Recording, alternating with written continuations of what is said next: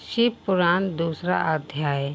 सुनने मात्र से मिलती है स्वर्ग की प्राप्ति। शिव पुराण के सुनने मात्र से देवराज को शिवलोक की प्राप्ति हुई। शौनक जी ने कहा, हे सूत जी, आपको परमात्र तत्व का संपूर्ण ज्ञान है। आपकी कृपा से, आपकी बताई हुई दिव्य कथा से आज हमने यह जान लिया कि इस भूतल पर कल्याण के लिए इस कथा से उत्तम दूसरा कोई साधन नहीं है। अब आप हमें कृपा करके यह बताइए कि इस पृथ्वी पर इस कथा को सुनकर किस प्रकार के पापी शुद्ध हो सकते हैं।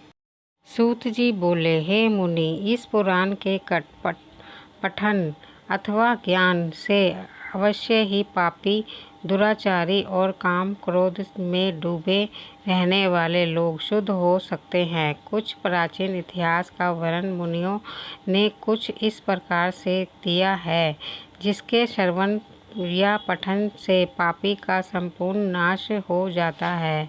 प्राचीन काल की बात है, एक नगर में एक ब्राह्मण रहता था जिसका नाम देवराज था। वह ज्ञान के विषय में बहुत ही दुर्बल, दरिद्र और वैदिक धर्म से विमुख था। वह अपनी दिशा से भ्रष्ट हो गया था और वेश्यावृत्ति के कामों में लगा रहता था। उसे स्नान, संध्या आदि कामों का ज्ञान ही नहीं था। वो हमेशा उसमें भरोसा करने वालों लोगों को ठगता था। उसने सभी लोगों के धन को हड़प लिया था और वह एक भी दान धर्म के काम में नहीं लगाया था। एक समय पर वह घूमता हुआ प्रतिष्ठान पर पहुंच गया था। वहां बहुत सारे साधु महात्मा इकट्ठे हुए थे। वहां पर एक शिवालय था। उसकी नज़र उस शिवालय पर पड़ी। उसको यह सब देखकर ज्वर आ गया, जिससे उसे बहुत पीड़ा होने लगी।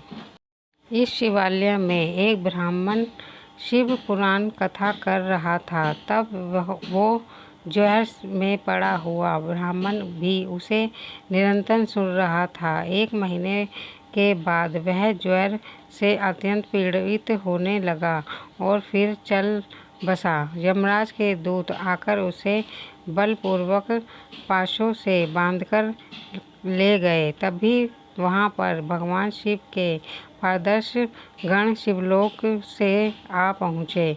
उनके स्वरूप का वर्णन इस प्रकार है। वह उज्ज्वल दिख रहे थे। उनके हाथों में त्रिशूल थे। उनके अंग भस्म से उद्दसित थे। उनके गले में रुद्राक्ष की मालाएं थीं।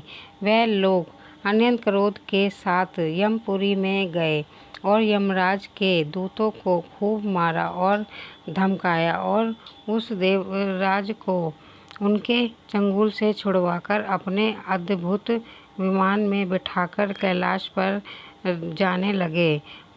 यमपुरी में तब बहुत कोलाहल मच गया था, जिसे सुनकर धर्मराज अपने भवन से बाहर निकले। तब भगवान शिव के उन दूतों को देखकर धर्मराज ने अपने ज्ञान दृष्टि से सब कुछ जान लिया और उनकी पूजा की। उन्होंने भय के कारण उन दूतों को कोई भी प्रश्न नहीं किया और फिर वह दूत कैलाश को निकल गए और वहां पहुंचकर उन्होंने देवराज को भगवान शिव के हाथों में सौंपा। इस प्रकार शिव पुराण केवल श्रवण मात्र से देवराज को शिवलोक प्राप्त हुआ। इस प्रकार शिव पुराण दूसरा अध्याय समाप्त हुआ।